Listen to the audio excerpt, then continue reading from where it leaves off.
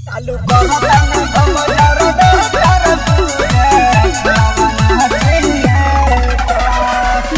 By Jittu Vinayak. अपना धुन recording studio Hajipur. आयु बंगाल से तू नाचे बिहार में, जोड़ा न बाटे ताहर जिला जवार में। सुना आयु बंगाल से तू नाचे बिहार में, बाटे न जोड़ा ताहर जिला जवार में। आउ परसे नीचे लगो तारू बेटा,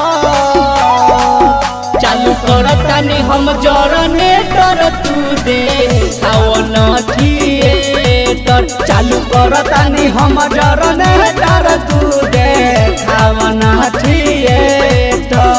का बुझलू? चालू करतानी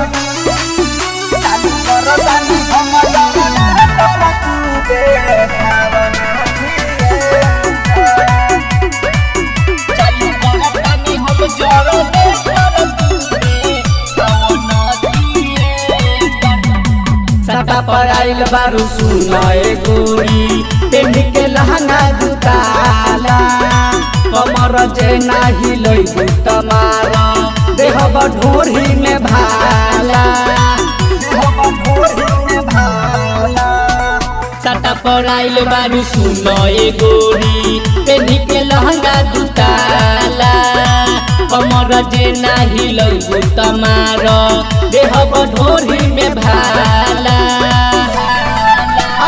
चलो न खिलाई बयसने का। चालू करतानी हम जरने तर तू दे खावन थिएटर। चालू करतानी हम जरने तर तू दे खावन थिएटर। देखा देना चालू करतानी हम जरने तर तू दे खावन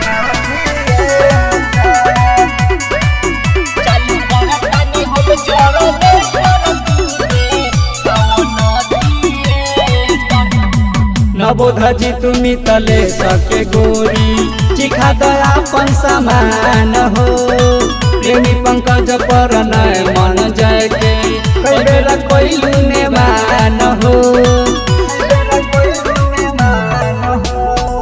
नबोध जी तुमी तले सके गोरी, चिखा दयापन समान हो। राहुल पर नय मन जय के, कई बेर कोइलू गोरी ने मान हो।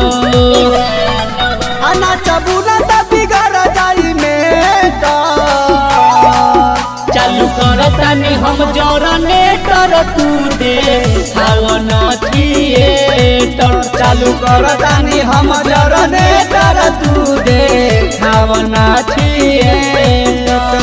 अपना धुन रिकॉर्डिंग स्टूडियो हाजीपुर।